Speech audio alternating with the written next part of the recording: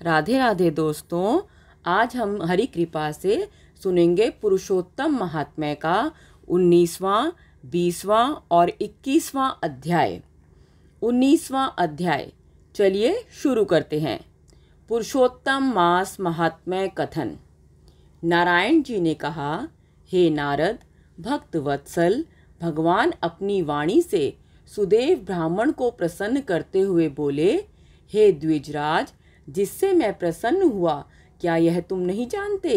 मेरा प्रिय पुरुषोत्तम मास आने पर तुम दोनों स्त्री पुरुषों ने उपवास कर यहाँ बैठने से पुरुषोत्तम मास की सेवा हुई।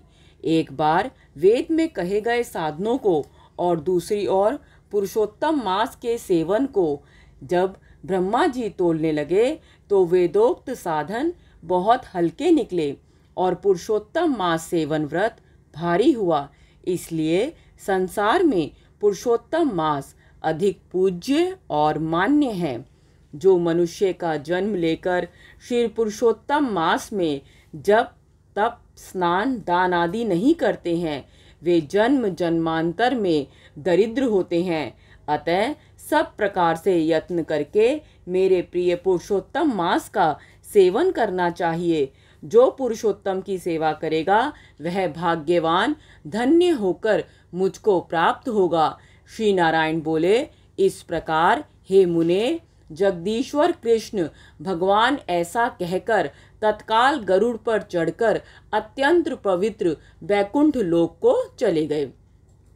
स्त्री सहित सुदेव ब्राह्मण मृत प्राय होकर फिर जीवित हो गए और सुखदेव को देखकर रात दिन अत्यंत हर्षित होते रहे और कहने लगे कि यह अत्यंत आश्चर्य की बात है कि ऐसा मास कहीं भी न देखा न सुना। इस प्रकार आश्चर्य युक्त होकर वह सुदेव ब्राह्मण अत्यंत श्रद्धा युक्त होकर पुरुषोत्तम मास का सेवन करने लगा। ऋषि वाल्मीकि कहते हैं, वही तुम राजा दृढ़ विख्यात हुए। हे राजन, पुरुषोत्तम मास के सेवन से संपूर्ण ऋषियों के भोगने वाले हुए। हे राजन, जो तुमने मुझसे पूछा था सो मैंने सब तुमको बतलाया। और पूर्व जन्म में जो सुखदेव तुम्हारा पुत्र था वही तोता था। हरि ने उसको जिलाया और सुखदेव नाम से विख्यात हुआ। वह सुखदेव 12,000 वर्ष तक आयु भोग कर बैकुंठ को गया। वही सुखदेव वन के सरोवर में बड़ के वृक्ष पर बैठकर संसार सागर में डूबे हुए विषय रूपी सर्प से तुम जो अपने पूर्व जन्म के पिता को देखकर कृपा से युक्त हो चिंतन करने लगा कि यदि मैं इस राजा को बोध नहीं कराऊंगा तो मेरा भी अपराध हो जाएगा। इस प्रकार मेरा इन श्रुति के वचनों को मानना वृथा हो जाएगा। इसलिए मुझको अपने पूर्व जन्म के पिता का उपकार अवश्य करना चाहिए। ऐसा सोचकर ही उस तोते ने तुमको ज्ञान दिया। राधे राधे। अब हम सुनेंगे अगला अध्याय, अहिनक कथन। सूत जी कहने लगे, नारायण के मुख से दृढ़ के पूर्व जन्म के वृतांत को सुनकर नारद जी श्री नारायण को फिर पूछने लगे, हे तपोनिधे, राजा दृढ़ फिर वाल्मीकि ऋषि को क्या कहने लगे सो आप कृपा करके मुझसे कहिए। श्री नारायण बोले, हे नारद, राजा दृढ़ वाल्मीकि ऋषि से कहने लगा, हे मुने, यह मोक्ष देने वाला पुरुषोत्तम मास व्रत कैसे करना चाहिए और किसकी पूजा करनी चाहिए और इसकी विधि क्या है, सो आप कृपा करके सब लोगों के हित के लिए मुझसे कहिए।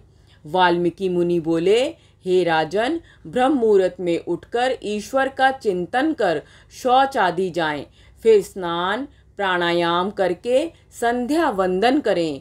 जब तक सूर्य का दर्शन ना हो गायत्री का जप करता रहे, फिर सूर्य मंत्रों से सूर्य को अर्घ्य देवे और सायंकाल अपने पैरों तथा भूमि को नमस्कार करें। फिर यस्य स्मृत्या इस मंत्र से प्रार्थना करें, जो ब्राह्मण श्रद्धा से विधि पूर्वक संध्या करता है उसको तीनों लोकों में कुछ भी कठिन नहीं है। यह सब कृत्य दिन में पूर्व भाग का है। इस प्रकार नित्य कर्म करके हरि का पूजन आरंभ करें। फिर स्त्री पुरुष सुशुद्ध हो वाणी को एकाग्र करके शुद्ध गोल व चौकोर गोबर से लिपी हुई भूमि पर व्रत सिद्धि के लिए चावलों से 8 दल वाला कमल बनावें। फिर स्वर्ण, चांदी अथवा तांबे या मिट्टी का नवीन छिद्र रहित शुद्ध कलश उस मंडल के ऊपर स्थापित करें। फिर उस कलश में तीर्थ का जल भर दें। इस प्रकार कलश स्थापना कर उसमें सब तीर्थों का आवाहन करें। गंगा, गोदावरी, कावेरी, सरस्वती मेरी शांति के लिए, पापों का नाश करने के लिए आओ।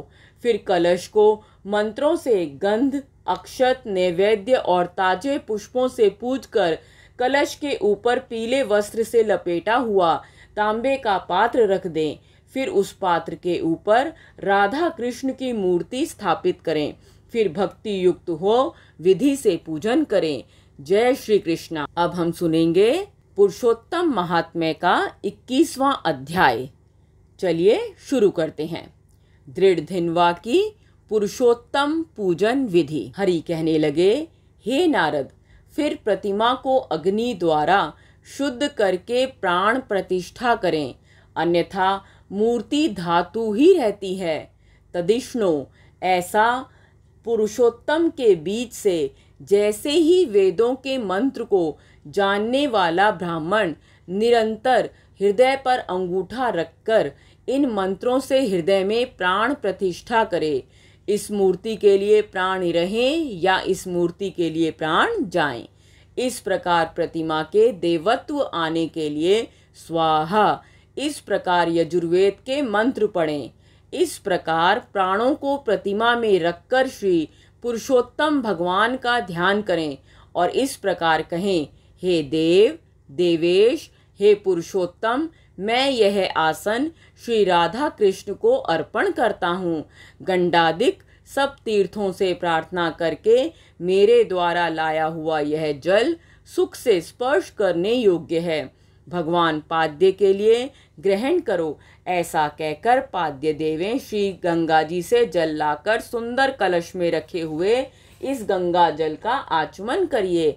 ऐसा कहकर आचमन अर्पण करें। फिर पंचामृत से स्नान करावें। फिर आचमन दें। सब कामनाओं की सिद्धि के लिए मैं यह 2 पीतांबर भेंट कर रहा हूँ। इस प्रकार वस्त्र देकर आचमन करावें। हे नारद, इस संसार सागर से आप मेरी रक्षा करें। ऐसा कहकर अंगोछा सहित यह यज्ञोपवीत ग्रहण करें। ऐसा कहकर यज्ञोपवीत अर्पण करें। हे श्रेष्ठ, सुगंधि युक्त मनोहर दिव्य चंदन के विलेपन को प्रीति के लिए ग्रहण करें। ऐसा कहकर भगवान को चंदन लगावें। हे पुरुषोत्तम, शोभायमान अक्षतों को ग्रहण करिए। ऐसा कहकर अक्षत चढ़ावें। इस प्रकार के शबादी 24 मंत्रों से नाम के अंत में चतुर्थी विभक्ति लगाकर प्रत्येक अंग की पूजा करें। फिर पुष्पादि लें। हर एक एक वस्तु से पुरुषोत्तम का पूजन करें। जय श्री कृष्णा। कल हम सुनेंगे इसके अगले अध्याय।